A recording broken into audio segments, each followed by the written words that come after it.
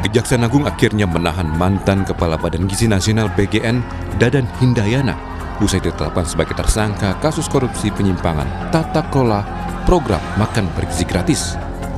Tak hanya Dadan, dua mantan wakil Kepala BGN, Ludwig Pusung dan Sony Sonjaya, juga tak lepas dari penahanan Kejagung. Sebelum jadi tersangka kasus korupsi, ketiganya baru saja dicopot Presiden Prabowo Subianto. Menurut Kejagung, MBG harusnya dikelola yayasan pada tiap sekolah. Namun banyak yayasan yang ditunjuk jadi mitra dan digunakan untuk sarana kejahatan terafiliasi dengan pejabat BGN. Bahwa program MBG tersebut seharusnya dikelola oleh yayasan-yayasan pada setiap sekolah. Namun pada faktanya, yayasan-yayasan yang ditunjuk sebagai mitra SPPG merupakan yayasan yang dijadikan sarana untuk kejahatan dan terafiliasi dengan pejabat atau pegawai BGN yang tidak memenuhi syarat untuk menjadi mitra SPPG, namun tetap ditunjuk dengan cara dilakukan pengaturan verifikasi pada portal mitra BGN dengan adanya atensi dari tersangka. Dan yayasan-yayasan tersebut mendapatkan insentif miliaran rupiah ya, setiap hari.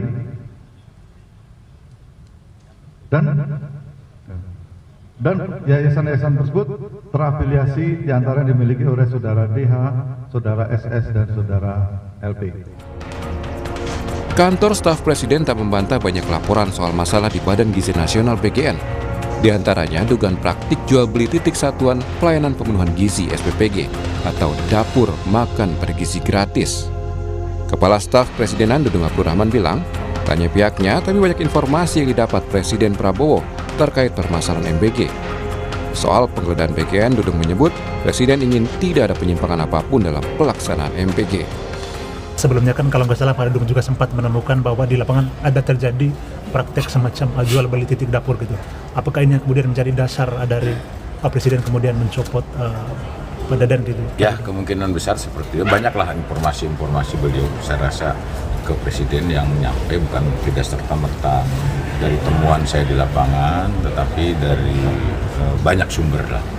Saya yakin, kalau saya kan dulu udah sebulan yang lalu mungkin saya sidak ke lapangan, ada hal-hal ketimpangan tapi yang baik juga banyak. Ya.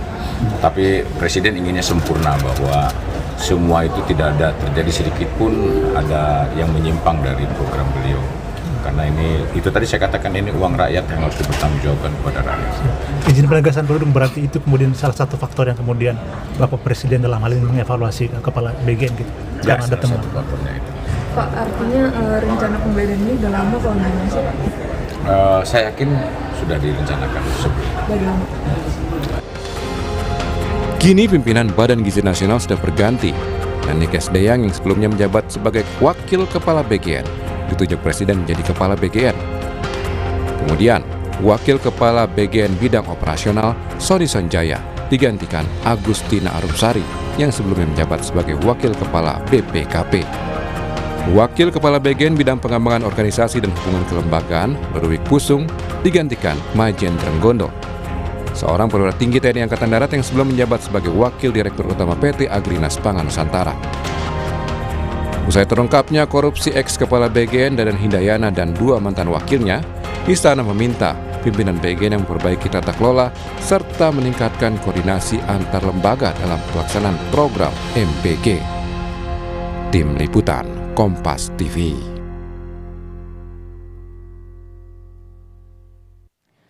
Saudara, Kejaksaan Agung mengungkap mantan Kepala BGN Dadan Hindayana dan dua mantan wakilnya diduga mengatur pembentukan Yayasan SPPG untuk terafiliasi dengan mereka. Soal modus seperti ini, apakah memang selalu jadi celah korupsi? Kita akan diskusikan bersama dengan peneliti Pusat Kajian Anti Korupsi Universitas Gadjah Mada, Bung Zainur Rohman melalui sambungan daring. Selamat pagi, Assalamualaikum Bung Zainur. Selamat pagi, waalaikumsalam warahmatullahi wabarakatuh. Iya, yang pertanyaan saya pertama adalah begini, mengapa kemudian setelah 24 jam, belum sampai 24 jam dicopot, barulah kemudian Kejaksaan Agung mencokok dari Dadan Hindayana? Apa yang menjadi penyebabnya? Ya, saya sih melihat ini pasti ada komunikasi ya di antara para pejabat di pemerintah soal apa yang terjadi berlangsung di kejaksaan, soal apa yang terjadi di lingkaran istana terhadap BGN, sehingga koordinasi yang dilakukan itu menghasilkan keputusan pencopotan dan kemudian diikuti dengan proses hukum. Kalau misalnya ini diawali dari tangkap tangan, tentu biasanya tidak sempat untuk mencopot terlebih dahulu. Tetapi kan ini adalah satu case building yang dilakukan oleh pihak Kejaksaan Agung, sehingga memberi waktu kepada Presiden ya untuk melakukan pencopotan terhadap para pimpinan BGN ini, dan kemudian baru diikuti oleh proses penegakan hukum oleh pihak Kejaksaan Agung dengan menetapkan 3 orang ini sebagai tersangka, Mbak. Oke, jadi itu memang menjadi satu alasannya begitu ya, kenapa menjadi pertanyaan juga di masyarakat. Kenapa dicopot dulu, baru kemudian ditahan oleh Kejaksaan Agung. Nah, yang juga kemudian menjadi pertanyaan adalah begini, cukup mengejutkan ya ketika Kejagung mengatakan yayasan SPPG yang terafiliasi oleh Dadan CS ini diduga menerima insentif besarannya tidak tanggung-tanggung miliaran rupiah per harinya. Bagaimana ini bisa menjadi celah atau modus yang dilakukan oleh pimpinan atau penguasa di Badan Gizi Nasional untuk bisa melakukan celah korupsi di sana? Ya, sebenarnya prinsip dasarnya adalah seorang penyelenggara negara, seorang pejabat itu tidak boleh turut serta di dalam pemborongan, di dalam satu proyek, di dalam satu program sebagai peserta. Kenapa? Kan dia adalah seorang regulator. Masa ikut menjadi pemain, sekaligus wasit, sekaligus pemain, mungkin juga sekaligus supporter dan seterusnya. Itu menimbulkan apa yang biasa disebut sebagai konflik kepentingan. Konflik kepentingan itu ketika seorang pejabat di dalam mengambil keputusan publik dipengaruhi oleh interest pribadi. Nah, ini diduga para pejabat di BGN ini memiliki berbagai yayasan mitra yang menjalankan SPPG. Nah, itu tidak diatasnamakan sendiri, Mbak. Itu mudah sekali menggunakan nomine gitu ya, diatasnamakan orang lain, tetapi sebenarnya pengendalinya dan juga penerima manfaatnya adalah mereka ini. Nah, yang nomor 2 adalah menurut saya catatan penting. Diduga di dalam menetapkan mitra-mitra SPPG ini tidak sesuai dengan ketentuan-ketentuan yang berlaku. Ya, jadi ada portal ya, portal di BGN untuk melakukan verifikasi, untuk melakukan persetujuan dan penetapan yayasan-yayasan mitra SPPG ini. Nah, itu dari pihak Kejaksaan Agung mengatakan ada atensi khusus dari pejabat BGN. Ya, berarti pertama ketika terkait dengan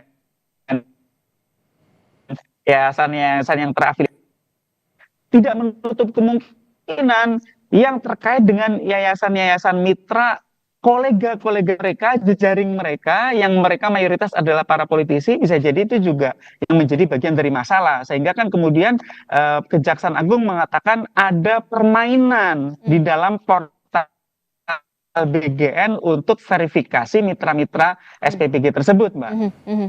Oke, nah ini juga menjadi pertanyaan saya selanjutnya. Apa yang membuat para mantan pemimpin BGN ini begitu percaya diri dengan dengan bisa melakukan modus-modus semacam ini tidak akan terendus, walaupun kita tahu di paket sebelumnya sudah mengatakan, Pak Dudung mengatakan bahwa sudah menerima laporan-laporan soal BGN. Apa yang bisa membuat pimpinan atau mantan pimpinan BGN ini begitu sekali percaya diri untuk bisa melakukan celah-celah korupsi ini?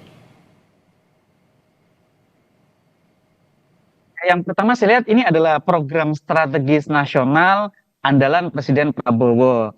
Ini mungkin mereka merasa diri sebagai orangnya presiden, tidak akan tersentuh, akan diberikan perlindungan, sehingga kemudian tanpa ada tata kelola yang baik di BGN, ya mereka melakukan berbagai kebijakan-kebijakan yang melampaui batas. Ternyata karena mungkin sudah keterlaluan, ya diproses hukum juga oleh Kejaksaan Agung. Nah, ini harus menjadi pelajaran juga untuk semua pejabat. Jangan sok merasa sedang berada di lingkaran kekuasaan. Ya, bahkan ketika masih berada satu perahu dengan yang berkuasa pun, Anda bisa proses hukum kalau melakukan perbuatan pidana, apalagi kalau kekuasaan sudah berganti. Kalau kekuasaan sudah berganti dan belum memasuki masa daluarsa, Anda bisa lihat penegak hukum di periode jabat negara, Mbak. Oke, Bung Zainur Rahman. Aduh, sayang sekali tampaknya komunikasi kita sedikit terganggu sinyal yang tidak stabil. Bung Zainur Rahman bisa mendengar suara Adisti di studio kembali?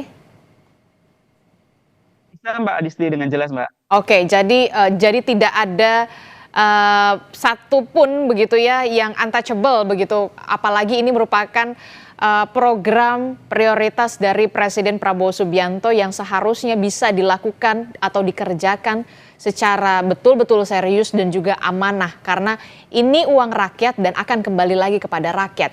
Nah, kalau kita lihat Bung Zainur Rahman, Pukat UGM juga kan kalau tidak salah ya pernah menuntut dalam tanda kutip evaluasi tata kelola anggaran terkait dengan MBG. Nah, bisa diuraikan kembali sebenarnya titik-titik mana saja yang kemudian berpotensi bocor dan bisa diusut dalam dugaan korupsi ini?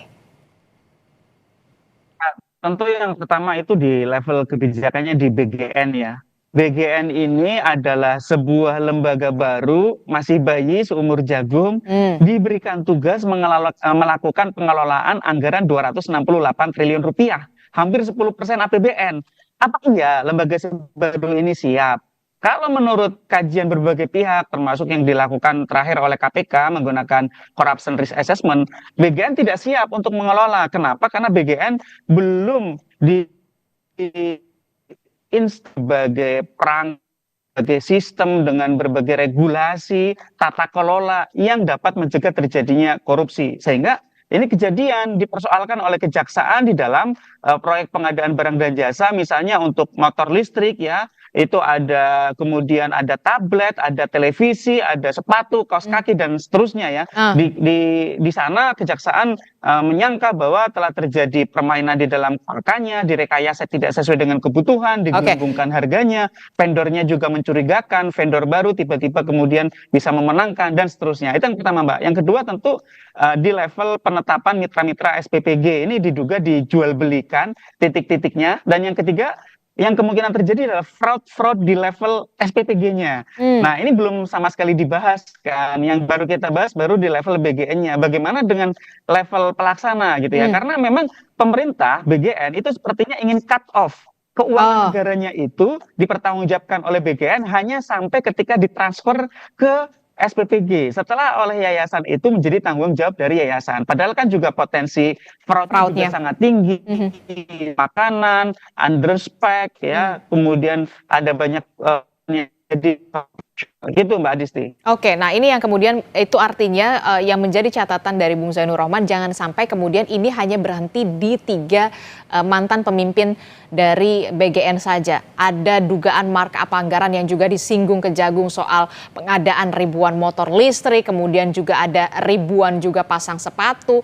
Nah, termasuk juga tadi Anda sebutkan soal tidak hanya ini berhenti di level mitra SPPG, tapi kemudian pengadaan di bawahnya juga mestinya harus benar-benar dibersihkan dalam tanda kutip. Nah, dari poin-poin tersebut, 3 poin krusial yang harus menjadi atensi Kejaksaan Agung dalam proses penyidikan ini. Kalau dari Bung Zainur Rahman ini seperti apa? Termasuk juga ke depannya di bawah kepemimpinan dari Nani Sdeyang. Singkat saja.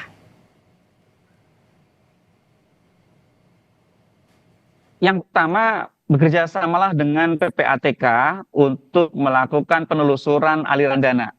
Yang kedua, BGN hentikan sementara segala macam bentuk pengadaan non-pangan.